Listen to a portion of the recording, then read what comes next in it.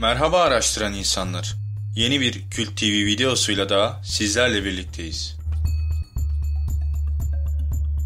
Düşünce fotoğrafçılığı bir fotoğraf cihazı kullanarak veya kullanmadan insanın düşünce ve imajlarının hassas bir fotoğraf filmi üzerine kaydedilmesini konu alan paranormal fotoğrafçılığa verilen addır.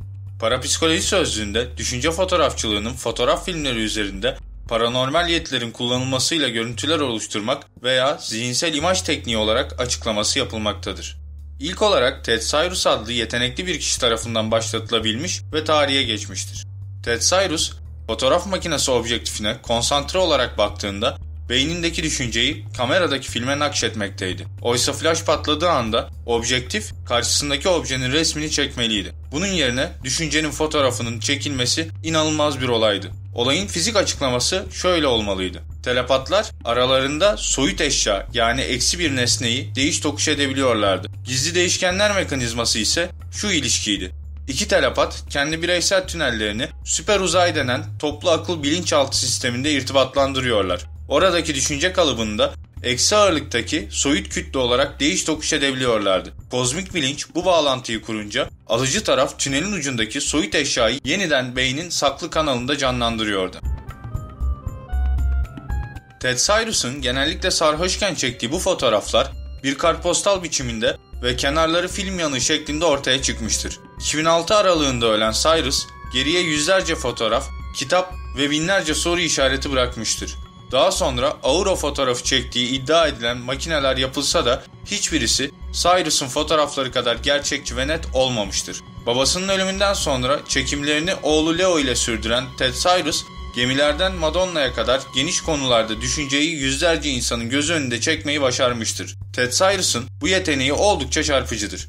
Zihninde oluşan vizyonları fotoğraf filmi üzerine aktarıp resmedebilen Cyrus, bu çalışmalarında değişik yöntemler kullanmaktadır. İçinde film bulunan bir fotoğraf makinesinin merceğini içine bakarak bu filmi etkileyebildiği gibi bazen de merceğin başka bir yöne çevrilmesi halinde de başarılı olabilmektedir. Uyguladığı en ilginç teknikte kalın bir zarfın içinde saklı bir resmi görerek bunu yine bir fotoğraf filmi üzerine aktarmaktır. Bu olayda sanki duru görü yeteneğiyle P2 olgusu birlikte kullanılmaktadır. Denver'lı psikiyatrist Dr. Jules A. Sambat, Cyrus'un üzerinde yoğun deneyler uygulamış ve Ted Cyrus'un Dünyası, The World of Ted Cyrus Cape 1968 adlı bir kaynak kitap yazmıştır. Bu yetenek, insanın sınırlarını zorlayan ruhsal güçlerden biridir. İnsan beyni yoğun konsantrasyonla çeşitli şiddetler, imajlar ve fikirler yayınlayabilir. Bu konsantrasyonun film şeritleri üzerine odaklanarak imajinasyon enerjisinin şerit üzerinde çeşitli fiziksel ve kimyasal değişimler yaratması mümkündür. Terim, Japon Psikoloji Enstitüsü eski başkanı Profesör Doktor Tomokichi Fukarai tarafından 1910'da ortaya atılmıştır. İnsan düşüncesinin gümüş tozuna emdirilmiş duyarlı bir fotoğraf plakasını etkileyebildiğini keşfeden Fukarai, bu yolla elde ettiği biçim ya da oluşumlara düşünce grafiği ya da düşünce fotoğrafı anlamında tuktografi adını vermiştir. Kimi araştırmacılar düşünce fotoğrafı terimi yerine Fukarai'nin kullandığı nengrafi terimini kullanır. İmajinasyon yeteneğinin gerek kimyasal etkisini ve gerekse seyyal maddeye olan etkisini gösteren düşünce fotoğrafı ruhsal fotoğraftan farklıdır.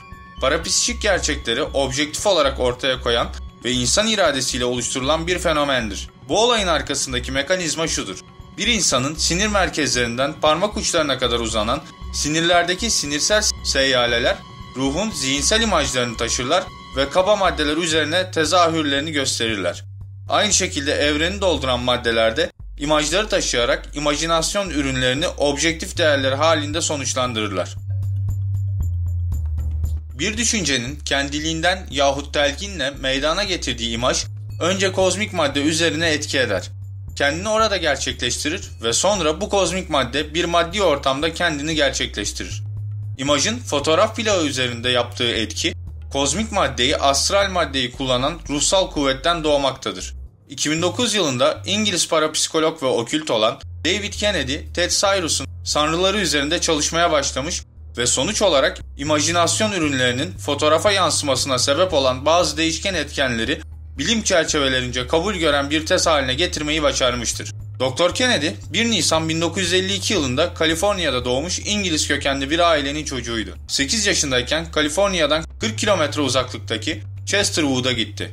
Okula burada başladı. Kasaba doktoru olan babasının isteğiyle tıpla ilgilenmeye başladı. Buradan mezun olduktan sonra büyük annesinin kalacak yer ve maddi yardım sağlaması üzerine Oxford Üniversitesi Koleji'ne devam etti. 3 yıl sonra evren bilimlerinde 1. sınıf onur madalyasıyla ödüllendirildi. Kennedy daha sonra parapsikoloji üzerine çalışmak üzere Amerika'ya dönerek Yale Üniversitesi'ne gitti. Doktorasını aldıktan sonra ilk önce Cambridge'de profesör asistanı, daha sonra Oxford'da parapsikoloji profesörlüğü görevlerinde bulundu. Bu dönemlerinde de simyanın kimyadan daha saygın bir bilim olduğu konusunda yazdığı tezler kimya çevrelerince büyük tepkiler çekti. Dr. Kennedy dayanakları çok güçlü olan tezlerini geri çekmek istemeyince istifa etmek zorunda kaldı. Bundan sonra parapsikolojik fenomenlere dayanaklar bulmak üzere dünya turuna çıktı. 4 sene süren turu esnasında 26 tane tez yazdı. Spatyum tezinin günümüzde kabul gören derlemesi de yine Dr. Kennedy'ye aittir. Yazdığı tüm tezler saygın bilim yayınlarında hızla yer aldı.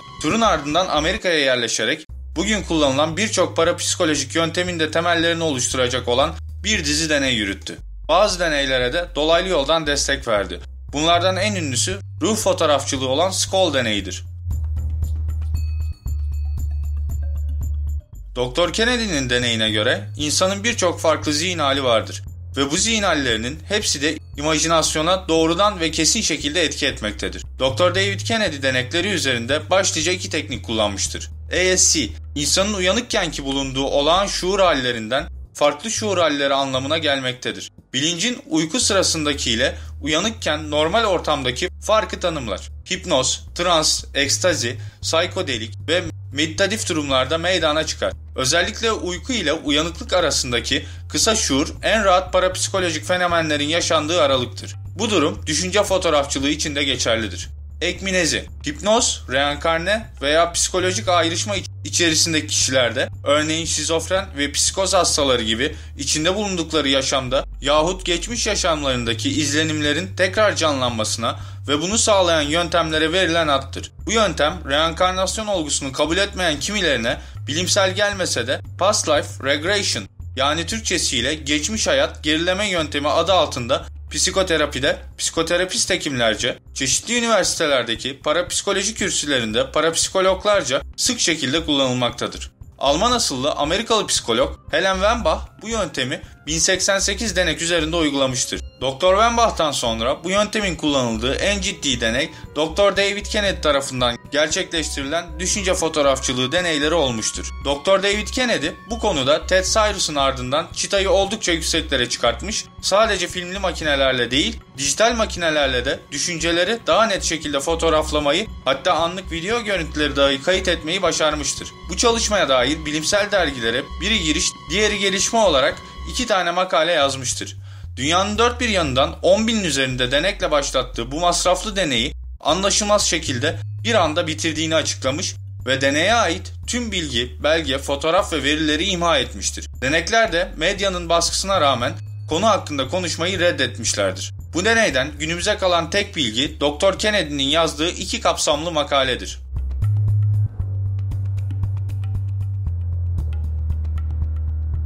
...2010 senesinde ise Rus İstihbarat Servisi FSB'nin direktifleri doğrultusunda Moskova Devlet Üniversitesi'nin parapsikoloji bölümünce deney farklı bir formatta yeniden başlatılmış, açıklanan yol haritası uyarınca çalışmaların nihai hedefinin kişinin özel bir çabası olmaksızın tüm duygu ve düşüncelerini dijital ortama aktarmak olduğu vurgulanmıştır. Böyle bir gelişmenin yaşanması halinde dünya hukuk literatürünün baştan aşağı değişeceği kesindir. Rus bilim adamları bunun için kişinin olaylara verdiği tepkilere göre beyinde bulunan nöronların etkileşimlerini dijital ortamda ölçerek sonuca varmaya çalışmışsa da net bir sonuç elde edememişlerdir. Yine Rusya'da bulunan Rus milyarder Dmitri Itskov tarafından kurulmuş olan Organizasyon 2045 bu konuda son derece kayda değer çalışmalar yapmış, organizasyon deneklerinden Sergey Kurumov başından geçenleri "Paraya çok ihtiyacım olduğu için kan vermeyi düşünüyordum. Sonra internette organizasyonun ilanlarını gördüm. Kobaylık maceram bu şekilde başladı. Orası filmlerde bile göremeyeceğiniz kadar ilginç ve sıra dışı bir yer. Benim gibi 7-8 ücretli denek daha vardı. İlk gün hiçbir şey yapmadılar. Sadece yemek yemememizi istediler. Ertesi günse vücudumuza bazı ilaçlar enjekte ettiler. Bilincimiz bulanık da olsa yerindeydi. Bizleri sırayla MR cihazına benzer bir cihaza soktular. Ben 3. sıradaydım. Cihaza girince narin bir kadın benden çocukluğumu ve ölmüş akrabalarımı düşünmemi istedi. Bir süre sonra da başka bir iğne yaparak beni uyuttular. Uyandığımda başım çatlarcasına ağrıyordu. Hücre gibi bir yerdeydim. Bir doktor gelip elime fotoğraflar verdi. Yıllar önce ölen büyük annem ve büyük babam tam da hayal ettiğim şekilde fotoğraflardaydı. Bu beni çok şaşırttı şeklinde açıklamıştır.